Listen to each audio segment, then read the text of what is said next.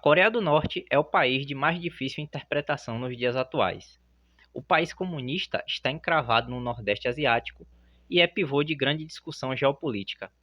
Ele nasceu da divisão da Coreia, cuja guerra civil foi devastadora na Península Coreana. Da Guerra da Coreia até o século XXI, o país passou por um longo processo de transição, investindo na diplomacia dissuasiva e modernização sem reformas. Olá a todos, eu sou o professor Caliel Alves, gostaria de agradecer a todos os inscritos, sejam muito bem-vindos a mais um vídeo desse canal, e hoje eu vou falar da transição norte-coreana. A Coreia foi um país que sofreu influência chinesa e japonesa, mas no século XIX a China imperial foi subjugada por potências estrangeiras. O Império Japonês derrotou o gigante continental na Primeira Guerra Sino-Japonesa de 1894 e 1895. Os japoneses ocuparam Taiwan, Ilhas Pescadores e Península Liaodong. O Japão ocupou a Coreia e até os anos 50, né, eles não saíram de lá dessa região da Ásia continental. O país coreano foi tratado como uma colônia japonesa. Apesar da repressão política e cultural promovida pelos japoneses, ocorreu uma série de reformas econômicas e infraestruturais na Coreia, principalmente no ramo de transportes e mineração. A dominação estrangeira elevou o sentimento nacionalista dos coreanos. Acontecimentos geopolíticos na Ásia iriam estimular uma revolta socialista organizada por anti-japoneses e comunistas. Em 18 de setembro de 1931, militares japoneses sabotaram a linha de ferro na cidade de Mukden, atual Shenyang, e essa explosão ela foi feita por militares japoneses. E eles tentaram culpar, né, os nacionalistas chineses para poder causar uma guerra e fazer com que o exército japonês invadisse a China. Os donos da linha de ferro acabaram culpando os nacionalistas chineses, o exército imperial japonês invade a região da Manchúria e estabelece um estado fantoche chamado de Manchukuo na província. Esse governo vassalo durou até agosto de 1945 e, segundo a análise feita pelos historiadores Paulo Fagundes Vicentini e Ana Lúcia Danilewicz Pereira, abro aspas, a guerrilha anti-japonesa e os movimentos nacionalistas da Coreia criaram comitês revolucionários por todo o país, os quais se reuniram em assembleia em Seul e proclamaram a República Popular em 6 de setembro de 1945. 2 dias depois, os americanos desembarcaram e ocuparam o sul da Coreia, enquanto dissolviam os comitês, efetuavam prisões e traziam dos Estados Unidos da América Syngman-rhee para formar um governo apoiado nos notáveis pró-japoneses. No norte, manteve-se a República Popular, liderada pelo jovem comunista Kim Il-sung, e foi implementada uma reforma agrária que consolidou o apoio ao regime. Uma comissão da ONU declarou Syngman-rhee governante do Sul, apesar da violência política. Em 1948, eclodiram revoltas populares nas províncias sulistas de Yeosu e Jeju-do, e líderes moderados pró-unificação foram assassinados, ao passo que os soviéticos se retiravam do norte. Fecho aspas. Desde a queda da dinastia Qin em 1911, o Partido Nacionalista e o Partido Comunista Chinês disputaram o poder na China. Ao mesmo tempo, combatiam os japoneses na Segunda Guerra Mundial. O Partido Comunista Coreano havia sido fundado em 1925. Já no ano de 1930, o exército japonês considerava o líder guerrilheiro comunista Kim Il-sung um dos homens mais perigosos de seu tempo. Em 25 de junho de 1950, tropas norte-coreanas cruzaram a linha do paralelo 38. Em 2 meses, eles conseguiram controlar quase toda a porção sul-coreana. No entanto, após o desembarque dos fuzileiros navais e das tropas da ONU lideradas pelo general MacArthur, em 1º de outubro, os norte-coreanos tiveram que recuar. Os Estados Unidos da América e as forças da ONU usaram napalm, realizaram um dos maiores ataques de terra arrasada da história das guerras, foi um dos maiores bombardeios realizados, maior até do que o do Japão, apesar de não ter sido usado bombas atômicas, e menor do que o do Laos. o bombardeio realizado pelas forças americanas no Laos foi muito maior. Além de ameaças de bombardeios nucleares, como os feitos no Japão. Conforme estabelecido por Vicentini e Pereira, abro aspas, os chineses advertiram que não tolerariam a destruição da Coreia do Norte, de modo que, quando MacArthur ocupou Pyongyang, a capital, e aproximou-se do rio Yalu, eles iniciaram seus preparativos militares. Em novembro, tropas chinesas entraram na luta, derrotando as forças da ONU. A reação americana foi praticar uma política de terra arrasada, utilizando o napalm e ameaçando lançar bombas atômicas. O país inteiro foi reduzido a escombros, enquanto os combates continuavam. Certo equilíbrio foi atingido no início de 1951, em torno do paralelo 38. Embora os combates prosseguissem até meados de junho, quando se iniciou um cessar-fogo seguido de negociações. Para que isso pudesse ocorrer, Truman teve que destituir MacArthur. Fecho aspas. A Coreia do Norte construiu uma cidade bunker, com 15 mil refúgios interconectados, única defesa contra o imenso bombardeio estadunidense na Coreia do Norte. Em uma população de 23 milhões de habitantes, 1 milhão era apenas de soldados, e grande parte da população tinha alguma experiência militar devido às guerras anteriores. Dois fatos fortaleciam as lideranças norte-coreanas: a união da ideologia marxista e a tradição confucionista. No pós-guerra, a República Popular Democrática da Coreia do Norte contou com o investimento da União Soviética e da China comunista. No final da década de 1950, a reconstrução do país já havia sido concluída. O planejamento econômico e a socialização da economia obtiveram efeitos imediatos no pós-guerra. Diferente da sua irmã sulista, a Coreia do Norte gozou de estabilidade e o seu governo de legitimidade interna. Tá gostando do vídeo até aqui, pessoal? Se inscreva no canal, curta, comente, compartilhe para ajudar na divulgação. Atualmente nós temos 96 inscritos. Você pode contribuir com esse canal se inscrevendo e também comentando, viu? Eu sempre leio os comentários. O primeiro plano trienal da Coreia do Norte elevou o crescimento industrial em 47,3%. O crescimento foi mantido na década seguinte. No início da década de 1960, foi lançado o primeiro plano de 7 anos. O PIB da Coreia do Norte no ano de 1961 foi de 5,9% e no ano de 1967 foi de 4,2%. No entanto, na década de 1970, houve um esgotamento do desenvolvimento industrial com base na tecnologia à disposição. A partir daí, o PIB norte-coreano caiu. Chegou a menos 3,4% em 1996. A década de 1990 foi ruim para a Coreia do Norte, só voltando a ter alguma melhora nos anos 2000. A média de crescimento do PIB da Coreia do Norte entre os anos de 2000 a 2020 foi de 0,2% ao ano. O pico de crescimento foi em 2016, mas voltou a ficar negativo nos anos seguintes. A coletivização das terras coreanas só ocorreu um ano após a Guerra da Coreia, muito estimulada pelas cooperativas rurais. A configuração era equivalente às antigas aldeias. Entre 1958 e 1960, o governo promoveu 4 medidas de melhoria da agricultura nacional: irrigação, eletricidade, mecanização e quimização. Com essas medidas, o país conseguiu alguma autossuficiência alimentar. A rivalidade entre as potências euroasiáticas fortaleceu a filosofia Juche, uma política de autossuficiência baseada no potencial humano de transformar a natureza e a realidade por meio do trabalho. Juche, em coreano, significa mestre de si mesmo.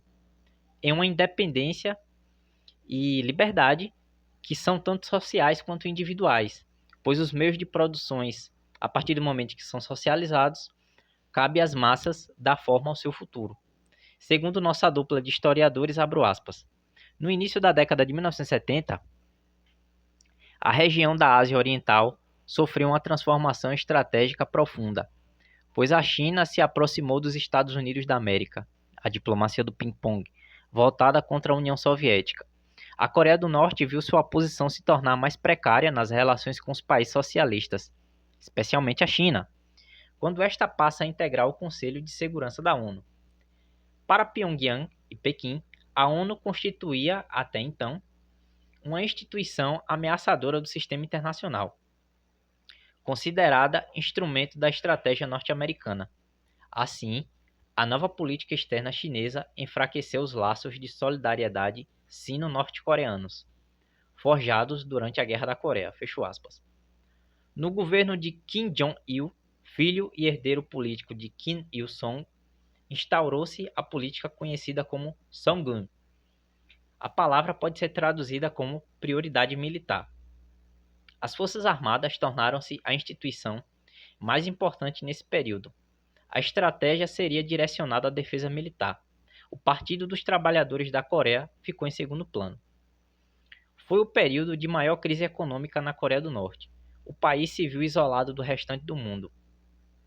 China, Coreia do Sul e Estados Unidos da América se aproximavam em canais diplomáticos. A Rússia, passando pelo processo de reformas econômicas, perestroika, glasnost, não conseguiu mais manter os investimentos na Coreia do Norte.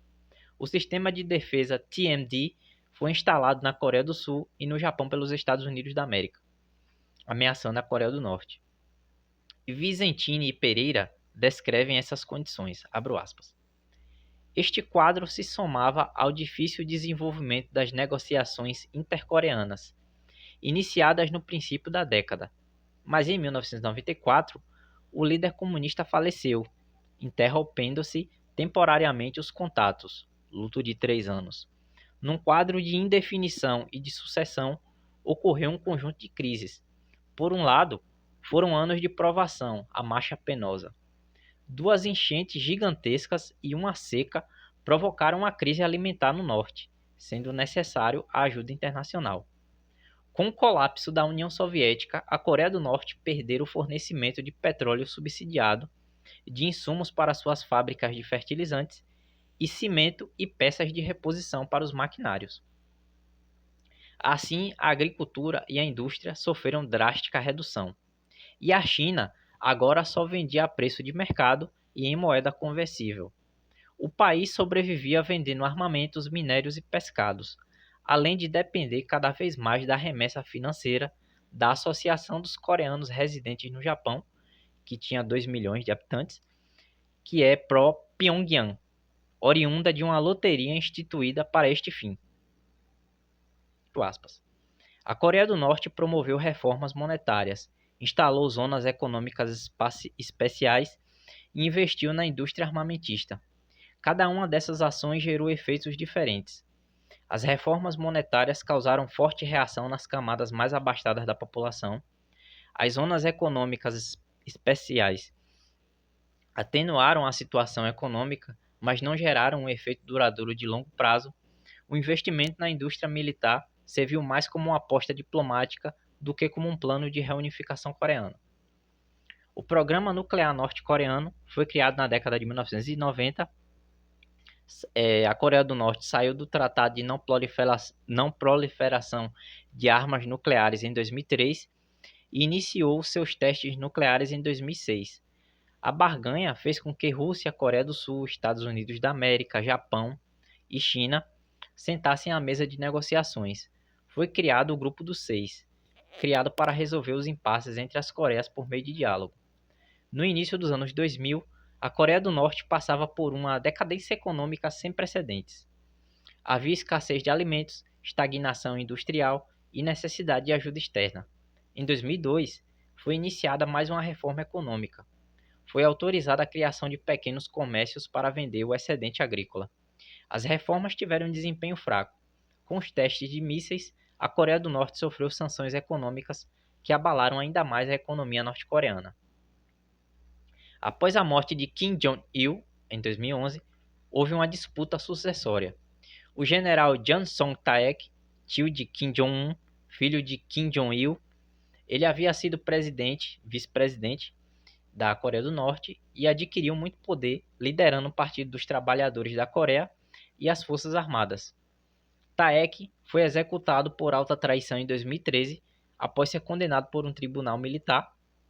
De acordo a alta cúpula do Partido Trabalhista Coreano, Taek tinha intenções, né, de abrir o país aos estrangeiros e por isso ele acabou sendo condenado por traição.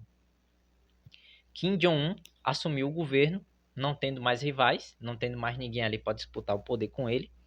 Ele tratou de construir uma imagem de proximidade com o povo norte-coreano, pôs o Partido dos Trabalhadores da Coreia como instituição máxima da política nacional. Além disso, ele acumulou diversas funções como líder do partido e líder das Forças Armadas. Foi em seu governo que foi instituído a linha Byung-din, que pode ser traduzida como desenvolvimento paralelo. Essa política une a reativação econômica e o investimento na segurança nacional por meio do seu programa nuclear. No entanto, a Coreia do Norte ainda sofre com dois desafios: a diplomacia dissuasiva com o uso de armas nucleares, que acaba reforçando a sua imagem de ameaça perante aos demais países, e a economia autossuficiente, que mesmo planejada pelo Estado, não fica imune, né, a diversos problemas como desastres naturais, sanções econômicas de outros países e crises monetárias internas do próprio país. Como explicam Vicentini e Pereira, abro aspas, o uso frequente de uma retórica belicosa indica o desejo do país de fortalecer seu status internacional, tornando uma prioridade da política externa das grandes potências, além de um interlocutor indispensável. Para a audiência doméstica, o regime ganha crédito como um país poderoso e independente, fiel ao legado revolucionário de Kim Il-sung. A ofensiva de charme da RPDC, que teve início com o discurso de Ano Novo de Kim Jong-un, busca um avanço na alteração do status quo da Península Coreana. Pyongyang entende que, para assegurar a sobrevivência do regime, deverá ir além da hostilidade militar com os Estados Unidos, a mais viva relíquia da Guerra Fria e uma das mais antigas relações de hostilidade da história recente. Assim, a RPDC busca, nas parcerias com o Japão e com a Rússia, por exemplo, e nos esforços de reconciliação com a Coreia do Sul, uma oportunidade para obter investimentos externos e diminuir o isolamento político e econômico. Fecho aspas. O Brasil tem feito alguns esforços diplomáticos para diminuir as tensões no Nordeste da Ásia e aproximar a Coreia do Sul do restante do mundo. Em 2009, o país conseguiu um embaixador residente no país. Em 2011, foi realizada uma parceria técnica com ofertas de cursos ABC Embrapa, lá na Coreia do Norte. Entre 2010 e 2012, o Brasil obteve doação de alimentos à Coreia do Norte por meio do Programa Mundial de Alimentos. Então, o Brasil tem feito o seu papel, né, no apaziguamento ali dos conflitos da região. O artigo usado para embasar esse vídeo foi A Discreta Transição da Coreia do Norte, Diplomacia de Risco e Modernização Sem Reformas, publicado na Revista Brasileira de Política Internacional, volume 57, número 2.